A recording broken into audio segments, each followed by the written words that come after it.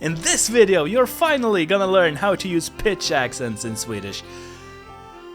Maybe, we will see. Hey allihopa, hi everyone and welcome to another video from Say It In Swedish, and today's topic and a lot of other stuff you will find in my new book, A Lagom Guide to Swedish. And if there were a shortcut to Swedish, this would be it. There are a lot of things in this that would be useful for you. So check the links in the description down below if you want to buy a copy of this book and support the channel. Now, if you don't know what pitch accents are, it's basically what makes Swedish and also Norwegian sound so unique. They are word accents, and we have two of those, the accent 1 and accent 2. Accent 1 sounds like this in my dialect, and the central Swedish, kinda standard Swedish that you are probably learning. So the first one sounds like It goes up and it goes down. And the second one sounds like this. It goes up, and then when it goes down, it goes up a little bit again. And this is what makes Swedish so sing-songy. Now, bad news. We can't really know when to use these accents. You really need to learn from experience when to use them. And also they sound differently in different dialects, so that can be tricky, and some dialects lack these completely, like in Finland, for instance. Yeah, they speak Swedish there. Alright, let's talk guidelines. Nouns in the common gender with one syllable. For instance, en båt. In the definite form, båten, you can already hear accent 1 there. So, nouns, common gender, definite form, one syllable, båten. In plural, in the indefinite plural, we have accent 2. Båtar. Båtar. You can hear that I go up, bå. And then when I go down, båt, I go up again. So båtar, not båtar, båten, båtar. No, so båten, accent 1, and båtar, accent 2. For this next one, I recommend that you watch my video on Swedish verbs, which you can find here, if you click the card here, because most verb forms in the second conjugation group and the fourth conjugation group are pronounced with accent 2. So we have sova. Sova, for instance. 2 peaks. Sova. But then accent 1 comes into play when we are in the present tense, right? So present tense sounds like this. Sover. Only 1 peak. Sover. Not. Sover. And this is something a lot of people, they make a mistake here, because a lot of people, they use the accent 2 when there should be an accent 1. They overuse it. So be very aware of that accent. And when speaking about these homographs, these infamous homographs you've heard so much about, words with different accents, but that look the same and mean different things with different accents, they are only about 100, and they might have different accents in different dialects, and some dialects they don't differentiate at all. So it's a mess. But that proves my point that this isn't that big of a deal. But let's go through a handful of those. You will see the most, I think, when learning Swedish, the most infamous examples. Here we go. So we have accent 1, 1 peak, anden. Anden, the duck. And anden, accent 2, 2 peaks. Anden. And this means the genie or the spirit. Can you hear the difference? Anden. Anden.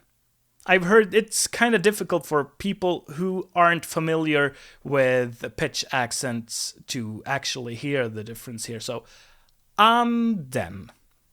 Anden. That's the difference. I can't make it any clearer than that. So next word, biten. Biten. The piece. Biten. Biten. Bit. Then stegen. Stegen. The steps. And stegen. Stegen.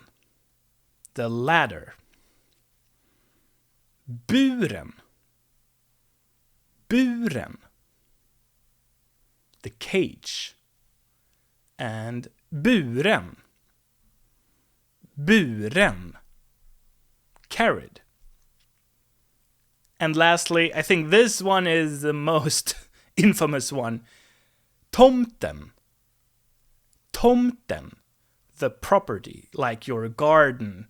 We don't differentiate between like property or a garden in that sense. We can use this word for both. So you can buy a tomt and you can make your garden nice. You do it på tomten, for instance. Accent 2. Tomten. Tomten. This is basically a gnome, a garden gnome or whatever gnome, and Santa Claus. Father Christmas. Same thing.